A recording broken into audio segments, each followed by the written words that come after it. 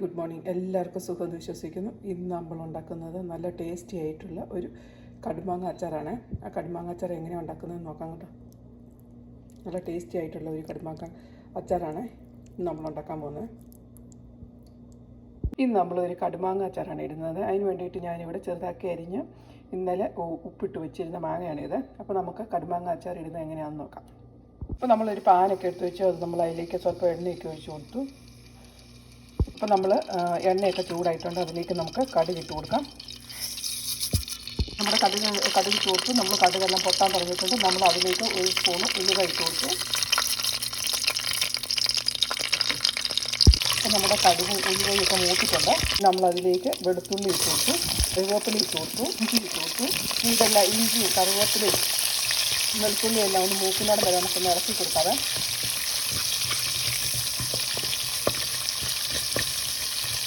ഇതിലേക്ക് സ്വല്പം മഞ്ഞൾ പൊടി ഇട്ട് കൊടുക്കാം. ഇതെല്ലാം പച്ചമണം മാറുന്നതും വരെ നമുക്ക് ഇളക്കി വേവിച്ചെടുക്കാതെ. ഞാൻ ഉപ്പിട്ട് കൊടുക്കാത്തത്, ഞാൻ ഓൾറെഡി മാങ്ങയിൽ ഉപ്പിട്ട് വെച്ചേക്കുന്നതാണ്, അതുകൊണ്ടാണ് ഞാൻ ഉപ്പിട്ട് കൊടുക്കാത്തത്. ഇനി നമുക്കതിലേക്ക് ആവശ്യത്തിന് മുളക് പൊടി ഇട്ട് കൊടുക്കാതെ.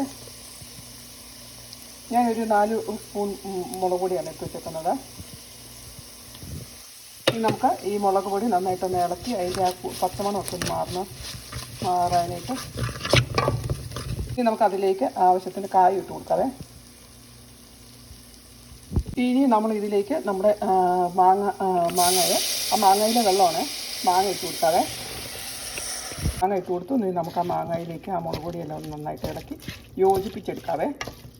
അപ്പോൾ നമ്മുടെ മാങ്ങയെല്ലാം നമ്മൾ നന്നായിട്ട് ഇളക്കി യോജിപ്പിച്ചെടുത്തിട്ടുണ്ട്.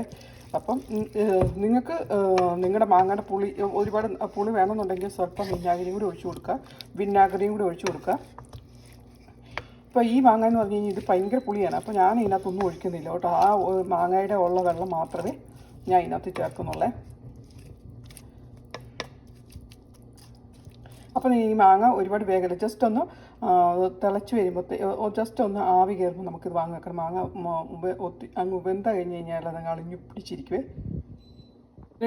എൻ്റെ മാങ്ങയ്ക്ക് ഇച്ചിരി വെള്ളം കുറവാണ്. അപ്പോൾ ഞാൻ ഇച്ചിരി തിളപ്പിച്ച് ആർച്ച വെള്ളം കൂടെ ഇതിനകത്തോട്ട് ഒഴിച്ച് കൊടുക്കുന്നുണ്ട്.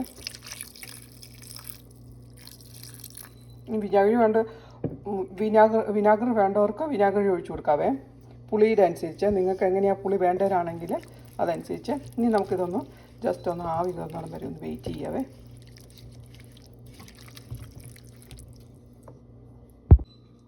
അപ്പോൾ നമ്മളുടെ നല്ല ടേസ്റ്റി ആയിട്ടുള്ള കടുമാങ്ങ അച്ചാർ ഇവിടെ റെഡി ആയിട്ടുണ്ട്. അപ്പോൾ നിങ്ങളെല്ലാവരും ഇതുപോലെ ഉണ്ടാക്കി നോക്കണം. എന്നിട്ട് ഫീഡ്ബാക്ക് അറിയിക്കണം. Thank you for watching.